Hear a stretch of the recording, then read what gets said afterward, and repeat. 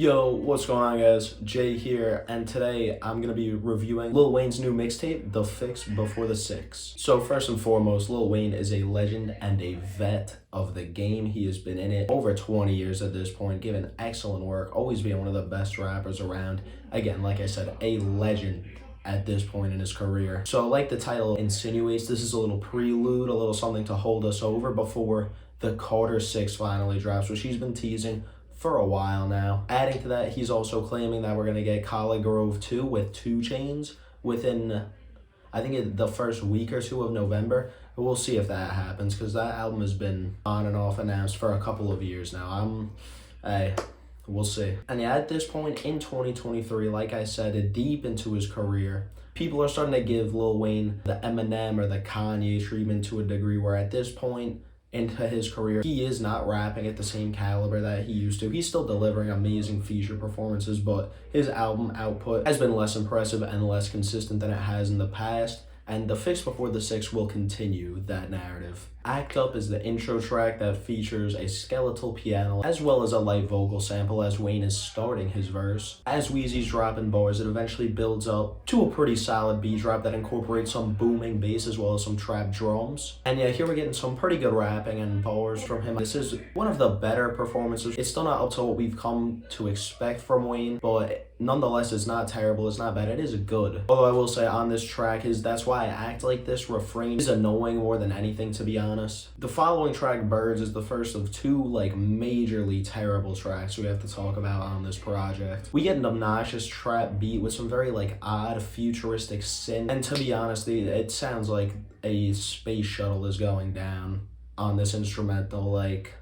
This this sounds like Panic in the Cockpit. This is just a weird instrumental. I do not like it, and Lil Wayne is not doing much to add to it, giving us some pretty generic lyrics. As throughout the song, he is pretty much trying to fit very fast flows into the pockets of this beat, which again is just a fucking trash beat, just a terrible beat, and because of that, Wayne is using very elementary words, not dropping any crazy bars, and is having to dumb down his performance to match this, again, trash fucking beat. Shout out to Murda Beats, who produced this. Slip features some of Lil Wayne's best rapping performances on the albums, but it is not without its flaws, as the instrumental here is pretty boring and there's a slow build to the chorus throughout the tracks. And this is one of those songs that kind of exemplifies where Lil Wayne's at in his career when he's dropping bars like Clips Extended hanging at the banger, that's extension chords, and simultaneously having a absolutely trash refrain that repeats at least 20 to 30 times throughout the song, where he says, "Y'all like extra skin on my dick," which, I don't know, is he saying he's gonna cut us off because we're foreskin? And also, even if that is what he's saying, why?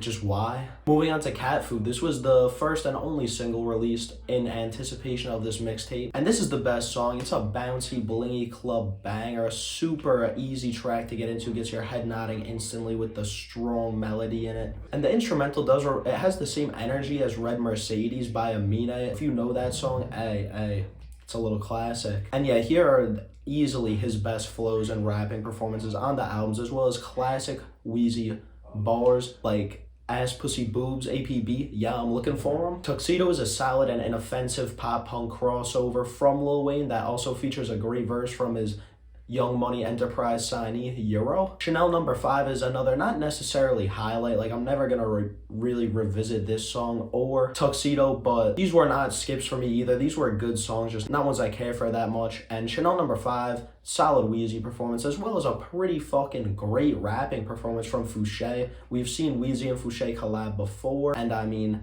we never really heard her rap, or at least I haven't, and I thought she did awesome here. Crazy to think that she's the girl that blew up off a Deep End freestyle by Sleepy Hollow a couple years. We have to talk about the other major stinker on this record, guys. We're talking about Titty Boy, and I don't even know where to begin with this, because first of all, the first 2 minutes I was listening to, I didn't even realize what I was listening to. The first 2 minutes is literally just Lil Wayne rapping over these very I don't even know, there's definitely some synthesizer work on it. It's really just a lot of electronic sounding noises. And then once this shit ass beat drops, and believe me, it does not get better. This is not, this is another absolutely terrible instrumental, and just, I don't know, I do not like this at all. It is not good. But when the beat drops, this is the worst part. We just get the chorus from Lil Wayne, which is I'm being so dead ass right now. It's literally just him repeating the word titty. He probably says it 50 to 100 times in the like he's literally just on the track saying that shit, and like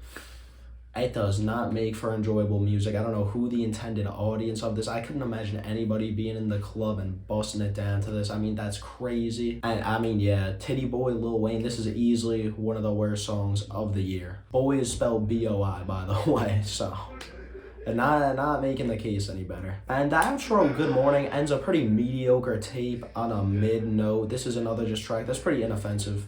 Nothing really to say. It's Lil Wayne on a pretty generic trap beat. Gives a fine performance, but nothing worth listening to again. This little 10-track mixtape to me feels like Lil Wayne, just random shit at the wall. Like I said, you got the pop punk crossover here, you got him rapping on that club EDM type beat. I don't even know for sure, to be honest. It's definitely like something like that though, some electronic shit. You're getting boom bap trap and a whole other bunch of nonsense here. And honestly, I really hope Wayne doesn't stick with, especially not the electronic sense, but I assumed this was going to be, the B-side tracks from the Carter 6, but now I really hope it's not, because I don't think that's good news for the album.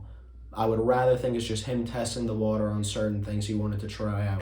And before y'all come out my neck calling me a hypocrite for all the shit I've been saying about the West Side Gun and Drake situations, but, I've been saying the importance of respecting artists when they experiment. Not trying to discredit Weezy for that at all. He is out here trying to elevate his sound, trying to experiment, and I do respect him for doing that, and I appreciate it, and it's always cool to listen to some of these things and see how they turn out. But at the end of the day, it is not good, and this is also not like a cohesive dive into any one of the, this is not like a full-on pop-punk Wayne album, not even close. It's just individual songs that tap into, certain different bags, certain different genres and subgenres. Which leads to my next point, which is there's no sonic cohesion or direction here. This is 10 songs in any order. Yeah, and I mean, this is not even up to par with other stuff he's done in the 2020s so far. You look at Funeral, which is better. Can't Nobody, another single he released this year, which was awesome. You look at the Carter 5 Deluxe, which was pretty fucking good. Even his collab tape with Rich the Kid, I mean, I don't know if it's much better, but it was a little more enjoyable than this. It was a little more consistent. Feeling a 4.6 on the Fix before the 6. But yeah, that's all I got for you guys this time. If you listen to this tape, let me know your thoughts in the comments. I feel like a lot of people just trashed this album the first week it was out, and that was kind of it. So, let me know if you're feeling it. Any songs here that stuck with you, drop it in the comments. Be sure to like, subscribe, all that good stuff. Appreciate you guys, and I will talk to you soon. Peace.